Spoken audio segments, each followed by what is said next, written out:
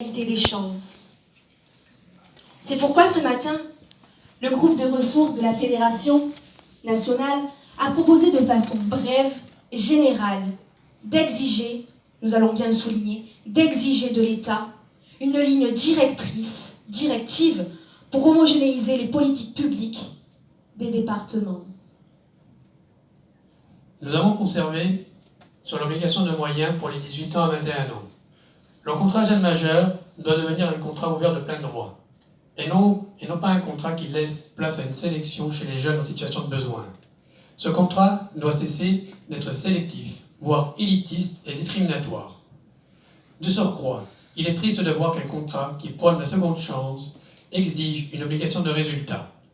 Il est en effet paradoxal d'exiger à ceux qui en bénéficient une obligation de réussir quand on sait que leur passé est susceptible à tout moment de les rattraper. N'oublions pas que les jeunes ont la possibilité de faire des erreurs de parcours et d'échouer dans leur projet de vie. Il s'agit d'ailleurs de droits fondamentaux. Qu'en est-il du droit à l'erreur de parcours ainsi que du droit à l'échec? C'est sûr. Nous nous sommes posé bien d'autres questions, comme celle de la possibilité d'un jeune de pouvoir revenir dans le dispositif de la protection de l'enfance via la mise en place du contrat jeune majeur. Mesdames et messieurs, un jeune doit avoir la possibilité.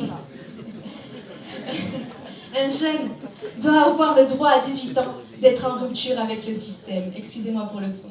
Un jeune, du fait de son parcours haseux, doit avoir également la possibilité de revenir sur son parcours.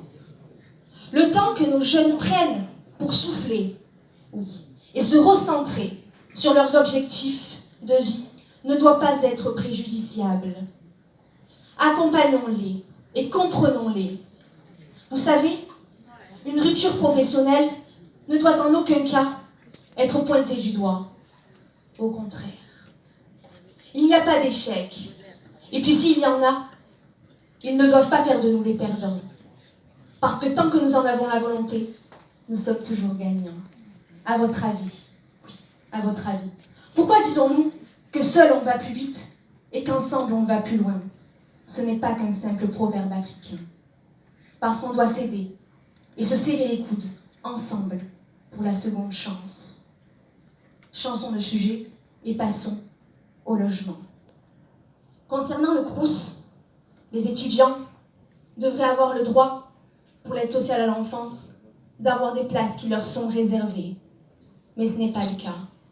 Aujourd'hui, seules des places pour les personnes en situation de handicap sont réservées dans ces logements étudiants. C'est bien, c'est génial, mais ce n'est pas nécessaire. Ce n'est pas suffisant, excusez-moi. S'agissant des jeunes qui ne font pas d'études, nous souhaitons que soient proposées des places dans les logements sociaux. Le logement est au centre des préoccupations actuelles parce qu'il manque d'information et de transparence face au dispositif de l'État. J'en veux pour preuve Visal. Vous connaissez? Oui, je ne sais pas. Mais je ne devrais même pas vous poser la question, en fait. Parce que tout comme on est informé que les APL existent, on devrait savoir que Visal est un dispositif porté par l'organisme Action Logement qui se porte garant pour les personnes qui n'ont pas la chance d'avoir des garants suffisamment solvables. Effectivement, ma collègue a raison. Nous avons constaté que les jeunes sortant de la protection de l'enfance ont une méconnaissance générale du droit existant. C'est pourquoi il nous paraît important de former les professionnels au dispositif du droit commun afin qu'ils sensibilisent les jeunes dès 16 ans lors de la signature du PPE et non à 17 ans, comme disposé dans la loi de 2016. Si je me trompe, l'autonomie passe par la connaissance du droit commun, des dispositifs que l'État propose et de toutes les autres choses qui nous entourent et que nous ne connaissons pas. En effet, il y a des choses que nous ne connaissons pas, mais il y a aussi beaucoup de questions que nous posons encore aujourd'hui. Sinon, Socrate n'aurait jamais dit que ce que je sais, c'est que je ne sais rien. Quoi qu'il en soit, œuvrons pour homogénéiser les mentalités des politiques départementales. Luttons contre le double abandon des jeunes de la protection de l'enfance. Agissons ensemble contre les inégalités des chances. Faisons entendre la voix des ADEPAP portée par les anciens de l'ASE et anciens pupilles de l'État. Et puisque je sens que vous souhaitez peut-être rebondir, nous allons citer notre président fédéral, Jean-Marie Muller, qui disait « Aidons nos jeunes dans leur prise de décision et développons ensemble leurs ambitions. »